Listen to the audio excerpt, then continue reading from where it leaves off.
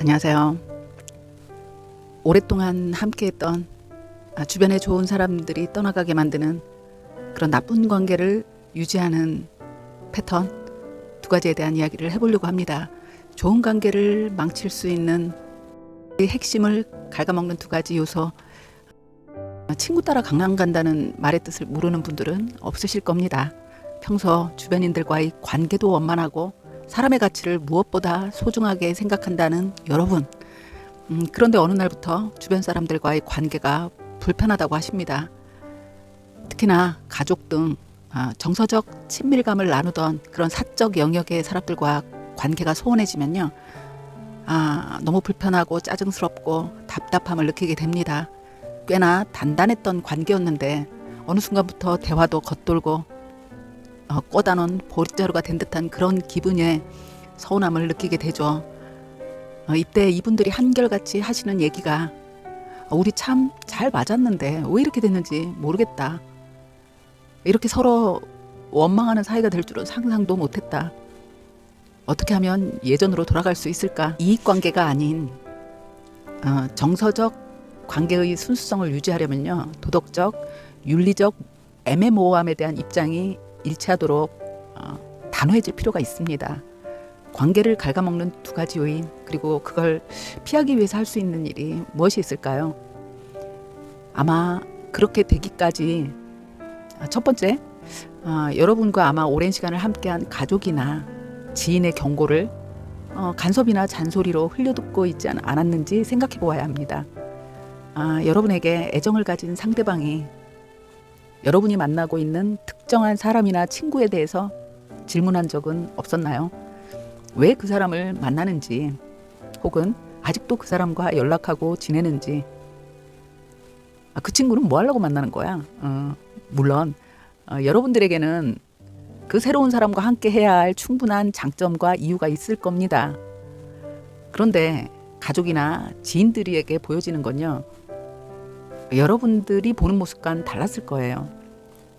여러분들이 보고 있는 그 충분한 장점에 가려져서 어쩌면 대수롭지 않게 흘려보냈던 단점이 여러분을 사랑하고 걱정하는 가족이나 친구에게는요, 여러분들을 물들일 수 있는 좋지 않은 그런 단점으로 아주 나쁜 독소로 보여졌을 수 있거든요. 여러분들에게 나쁜 영향을 끼칠까봐 걱정을 했을 겁니다.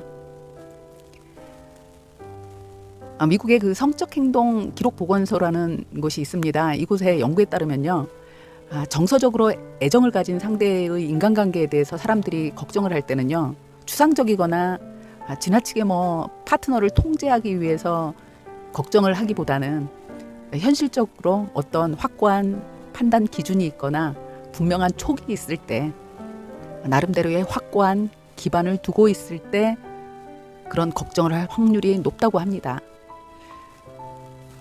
한 예로요, 이스라엘 심리학자의 논문에 의하면 불륜을 용인할 수 있다는 인상을 주는 그런 또래의 환경에 있는 사람들이요, 다른 사람들이 불륜을 저지르고 있다는 사실을 알면요, 사람들은 스스로 불륜에 대해서 생각했을 때 조금 더 마음 편안하게 생각한대요. 비슷한 도덕성을 가질 확률이 높다는 겁니다. 이런 사람들과 교제함으로 해서 불법을 대하는 태도의 변화가 아무리 사소하지만요, 관계 속에서 사람은 언행에서 비춰지게 되거든요. 그리고 그런 모습을 보임으로 해서 이 관계 안에서 신뢰가 떨어지게 된다는 거죠. 그리고 두 번째는 결국 같은 맥락입니다. 도덕적 정체성이 변하게 되겠죠. 사람들은요, 친밀감을 바탕으로 관계를 유지하고 있는 가족이나 누군가가 비윤리적 행동을 할 때요, 도덕적 가치를 유지하는 것과 관계를 유지하는 것 사이에서 갈등을 하게 됩니다. 윤리적으로 모호한 상황에서 사랑하는 사람의 편을 드는 건 인간적 본능이죠.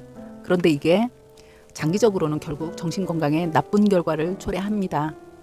가까운 사람을 보호함으로써 그들의 잘못된 행동으로 인한 심적 부담을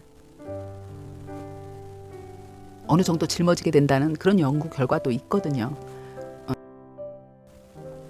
우리들의 도덕적 가치는 내 가족이 혹시 나쁜 행동을 했을 때 우리가 부끄러움은 우리의 몫이라는 얘기를 하지 않습니까? 내가 하지 않았어도 내가 소속된 집단의 누군가가 나쁜 짓을 했을 때 부끄러움은 우리의 몫이라는 말을 하지 않습니까? 우리의 도덕적 가치는 그들의 행동에 대해 창피하고 부끄럽고 죄책감을 느끼게 되거든요. 그런 감정을 극복하는 한 가지 방법은요.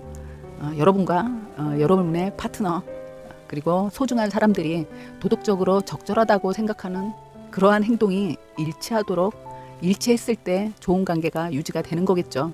쉬운 얘기로 끼리끼리 어울렸을 때 좋은 관계가 잘 유지될 수 있는 겁니다.